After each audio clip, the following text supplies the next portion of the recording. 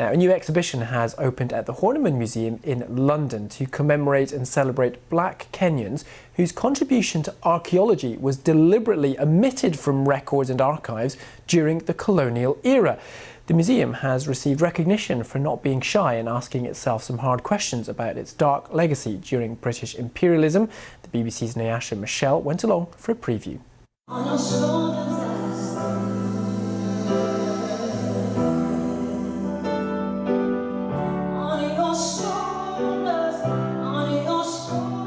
The faces and names of the Kenyans that colonialism tried to wipe out from records. These are never-before-seen images of archaeologists and excavators who contributed their skills and expertise to colonial-era excavations in Kenya. But their names were omitted from archives and their finds attributed to their European bosses. But an exhibition at the Horniman Museum here in London is seeking to celebrate Kenyans like Mohammed Obu, who stands amongst others in this picture, who all contributed to archaeology in the East African nation. My mum told me a few years back that my granddad was one of the first Africans to excavate ancient monuments in Kenya, and I was so shocked to hear that news. So when I tried to research about his work, I couldn't find anything in Google searches. Family members didn't really know much about him because he died a really long time ago.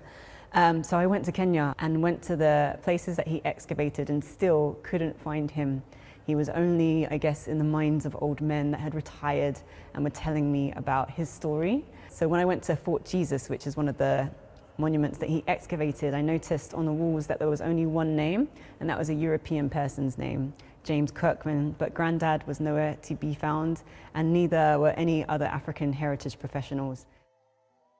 Kenyans that worked on these excavations had a lot of local knowledge, and they brought a lot of expertise in the fact that they lived around these sites, and they had family members that have lived around those sites for generations. So when archaeologists came from Europe looking to excavate, they employed these teams for that expertise, but didn't include them in the writings and the research papers. They weren't included in any awards or any type of accolades. So they were very much instrumental in interpreting the African history.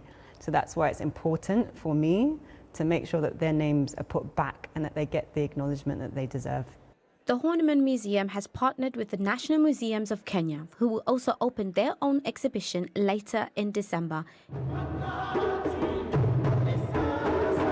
Kenyan Ambassador Joachim Kamere inaugurates the exhibition at a private ceremony.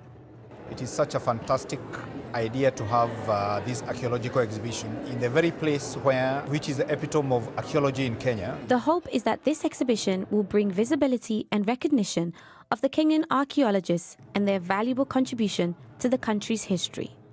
Nyasha Michelle, BBC News.